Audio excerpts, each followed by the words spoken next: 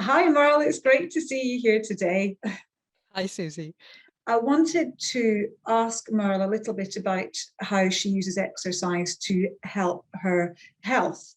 And Merle has had a lot of experience of using exercise in different ways to help her health. So that's really the point of this little segment here today. And thankfully, Merle is happy to be very open and honest about the experiences that she's had. So we're going to go through a couple of questions now just to try and tease out a bit of information. And I'm really hoping that anybody else with similar conditions or anybody considering using exercise to help their health and well-being will get a little bit from this and understand more about the process. So my first question that I'm going to ask you, Merle, is we're going to be talking specifically about osteoporosis today. And I just wondered if you could give us a bit of a background about the diagnosis process. So how did you find out? I'll try, Susie. It's a bit of a long story. So back in 2008, I went through an early menopause, and I was also fairly low weight, had fairly low weight, and HRT wasn't agreeing with me. And I was very fortunate that at that time there was a women's health clinic in Perth.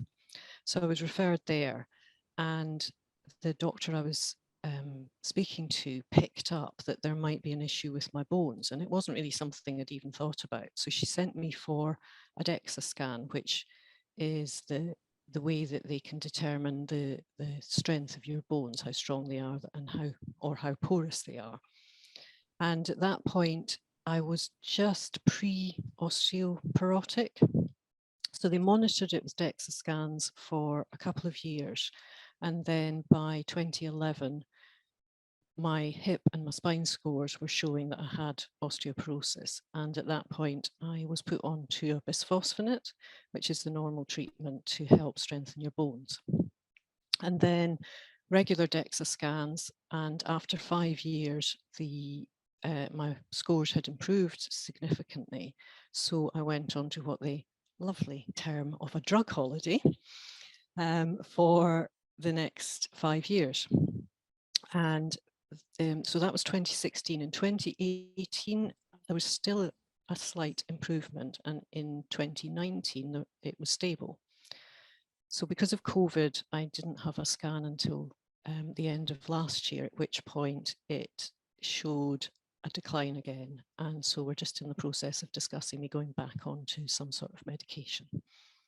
It sounds like you had a pretty good ride of it, though, if the medication works and managed to stabilize the bone density. That's good news. I think it is, but it's also, like all of these treatments, quite complicated, because when you hit the menopause, you can have a dip in your bone strength. And in addition to taking the medication, I'd also slightly changed my diet to include more calcium, and I was doing a lot more bone weight-bearing exercise. So actually quite difficult to judge what was, if it was a combination or if it was one particular thing that had made the difference. And equally, having come off it this last year, I've had other health issues, and it's difficult to know if the decline is completely to do with being off the alendronic acid, or if it's to do with the fact that I've not been able to do so much exercise. So as ever, it's always a slight complication to know exactly what's working and what isn't. Did you always know that you wanted to look for alternative treatments to work alongside your medication? Yes, I did. I think I was, well, I am unusual in that I was diagnosed quite young. So a lot of the information that's out there is for someone who is probably in their over 70s, late 60s, 70s, and or have broken a bone. And I hadn't actually broken anything. So from the outset, I wanted to do as much as I could to be taking preventative action to not break a bone or have any problems. So the information that was out there on diet was really good. But as I say, for exercise, certainly at that time, it was very much about people who'd already fractured something. So I wanted to find someone who could support me safely to develop an exercise routine that would work and do everything I could to not have fractures and all the consequences that brings.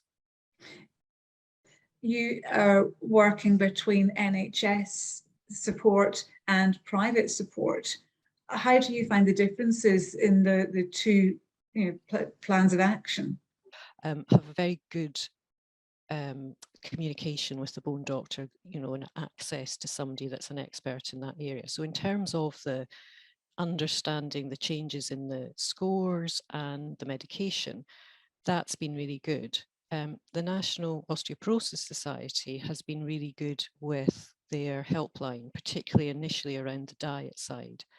Because when you're first diagnosed, certainly in my case, no one in my family had it, it's quite scary, and trying to know what you don't know and ask the right questions is quite difficult. So the helpline was brilliant around diet and that side of things. But as with all of that, it's generic, it's not tailored to an individual. And then in working with you, the difference was you understood me as a person and any other elements to take into this, including whether or not I liked certain types of exercise, but also how I process information. So you're very good at tailoring that to help, not necessarily in terms of the language, but more about understanding the way that I will develop an exercise routine and sustain an exercise routine. And the NHS don't have that time or capacity to do that. So having a private support allows that flexibility, but also with the NHS, you know, I have an annual DEXA scan. So that's 12 months when no one's holding me accountable. When you go for a private support, then there's someone holding you accountable on a much more regular basis. And that's really important as well.